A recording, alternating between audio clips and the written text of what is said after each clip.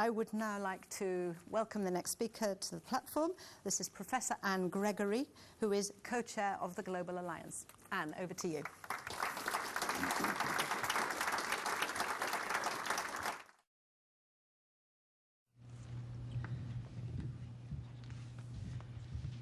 Thank you very much indeed, Julie, and thank you for the opportunity to speak to this prestigious collection of people here and at this event.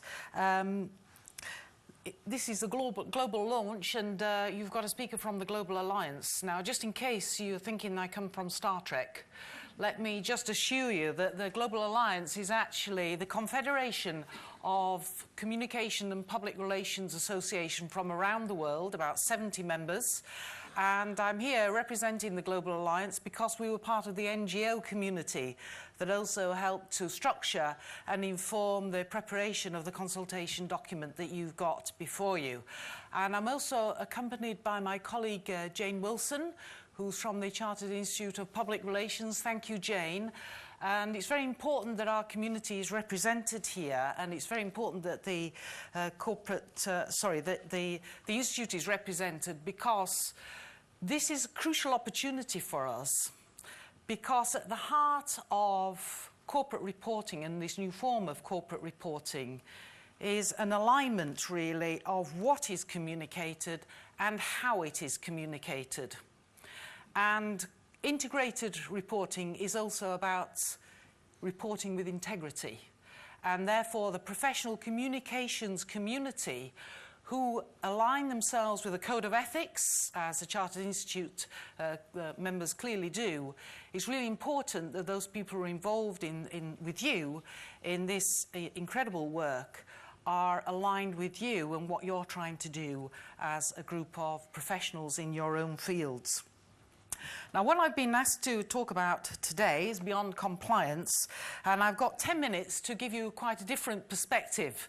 And I want to try and give you a sort of outside-in perspective, a little bit left field, in that I want to give you some observations of you as a community, as outsiders see you, and also of the obligations that are now laid on us as professionals working in integrated reporting, because the world is changed.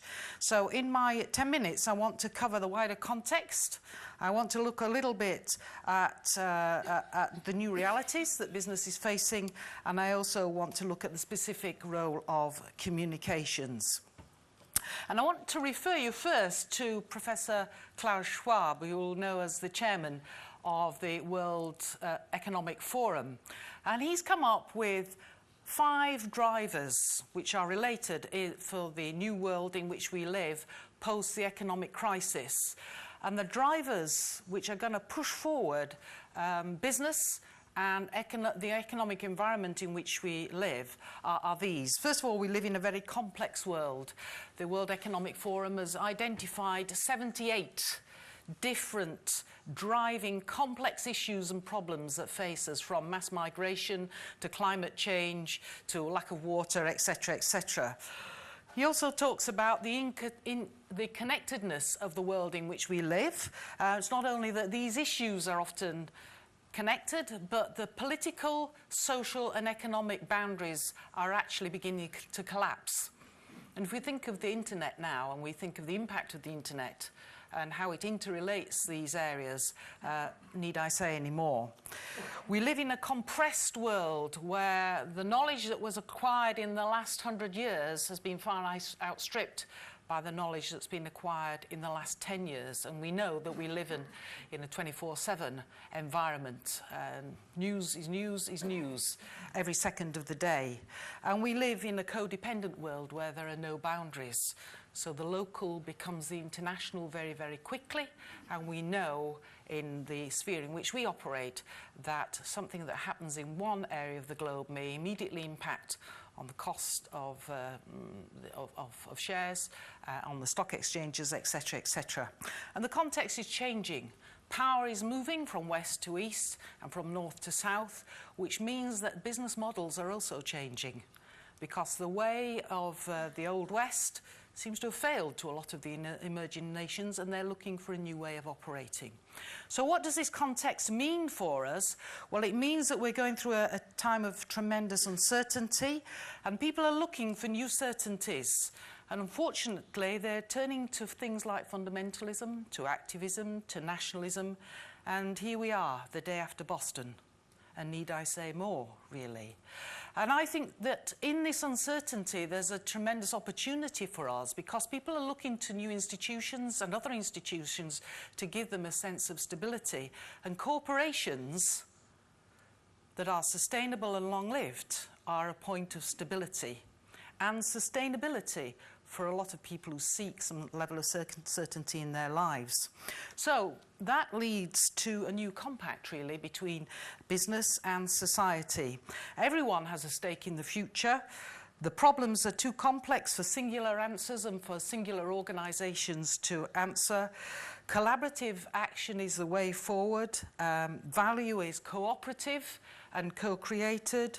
And the case for integrated reporting is actually a no-brainer because everybody is a stakeholder now, and value, as identified in the capitals and in the principles, we can see is actually generated more by people than by processes, and communication is at the heart of that. So according to Mervyn King, bringing together financial instability and sustainability is critical, and this is achieved through people, and we're looking for resilience over time, solving complex problems of sustainability, etc., with our own people internally, with external stakeholders, and I'm grateful to Julie for what she said about the stakeholder model, and also more broadly with society. So if that's the context, then what are the new realities? Well, the new realities is that we're moving from value chains to value networks. Value chains implies some sort of linearity and connectivity. In a new networked environment, those things don't happen. Value networks are much more dependent on a range of stakeholders, and also those stakeholders can actually introduce stability or instability into the whole network. And as one CEO said to me a few weeks ago, Anne, I used to be threatened by an analyst in the City of London. I had 3 months' notice and I knew what the question was going to be. I'm now threatened by a spotty youth in his bedroom, and I have no idea what the challenge will be or what the results will be. And that's the networked world, and that is a world that we're preparing for through integrated reporting. And with 2 billion people now on LinkedIn, Facebook, and Twitter every day, those opportunities and threats for us to actually cooperate with that network society are absolutely tremendous. And I would suggest to you that the problems of organisations like HBOS and BP are much more to do with a lack of communicative and contextual intelligence than they are with anything else. And that intelligence comes through communication and understanding and listening, and being in vogue with the mood of the times. And these new companies, and I was in Brazil quite recently and working with this organisation who's a pilot project for the Integrated Reporting Initiative.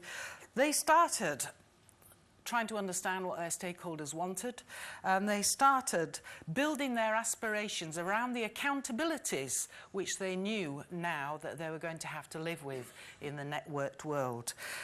So there's a new shape of the company as well, and if we align the new shape of the company with these new accountabilities, we've got a very powerful imperative for integrated reporting. New shape of the company, as we know, is that the physical and financial assets in dark blue have gradually shrunk in value since 1979 to a point now where other factors, such as the value of the brand, of intangibles, of intellectual property, etc., have risen to take on the vast share of the worth of an organisation. And at the heart of that, I would suggest to you, is people and communications. And that's why integrated reporting is as much about communication as it is about the content. So this all requires of us then a new way of working. In a globalised world, where digital commons empowers people and these myriad empowered stakeholders make ever deeper and more pressing demands on us, we need to come up with a new way of operating that has communication at its heart, and that communication is about demonstrating the authenticity of the organisation. And this is a model that the Global Alliance has come up with to show how this might be seen in practice. Communication has a role to play in helping organisations challenge the mission, the why they are operating, and the nature of the licence that they have, which needs to be maintained through society. And the how they do that is about understanding what the values are of the organisation and demonstrating, if you like, being the safeguarder of organisational values. We know in corporate communications that most issues and crises are driven by the fact that what an organisation says it's all about is different from what an organisation does. And this alignment of values internally and externally is going to be crucially important as we move forward. It's about leadership modelling those values, and it is about leadership demonstrating that their declared values are lived and also communicating in a way that is value-laden with stakeholders in order to add value to the organisation. And it's about culture, and by that I mean it's not only the way that we do things around by here, but it's about structures, processes, systems, and corporate communications people, I needn't say this with mine, need to have enormous noses that poke their way into everybody's business to see where are the things here that are going to create issues for us and that are going to detract value from our organisation. It was Lincoln who said, we're talking here about organisational character, and it was Abraham Lincoln who said, character is like a tree and reputation is its shadow. The tree is the real thing, and reputation is the thing that we think about. And for me, reputation and integrated reporting go hand in hand. So this is all really about building trust. And I would say that a trustworthy organisation is an organisation that is going to have value ascribed to it. And some work done by Edelman, who is a big corporate communications consultancy, global organisation, one of our members who supports us. They've identified these 5 drivers of trust: engagement, integrity, products and services, purpose and operations. And if you match those to the principles and the capitals of integrated reporting, there isn't a fag paper to put between them.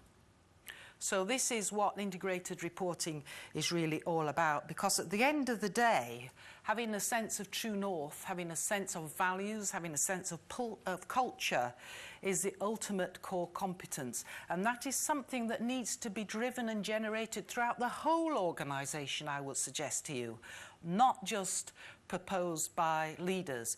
So the power of internal communication and the power of those internal conversations generated through this integrated reporting initiative, I would say, are crucially important for organisations into this new environment where stakeholders are everything. And I would even say more. I would say that organisations are increasingly constituted by communication. What you say between yourselves and what others say about you will be the value that is ascribed to you. Reputation is an absolute measure of value. That's what's sold at the end of the day when an organisation goes to market. And that trust, that core competence of trust, gives you legitimacy. The licence to operate is reinforced, gives you influence, a right to speak because you are values-based and you are valuable, and provides you with advocates because others will talk about you, and that in turn adds enormous value. So I'll leave you with the thoughts of 2 men who are much wiser than I and who know all about these things. The first one is this one. So we're beyond compliance to communicating value as defined often by others. It's a massive qualitative exercise, not just a quantitative one. And the other man. And I would suggest to you that authentic communication is at the heart of all this. Thank you very much.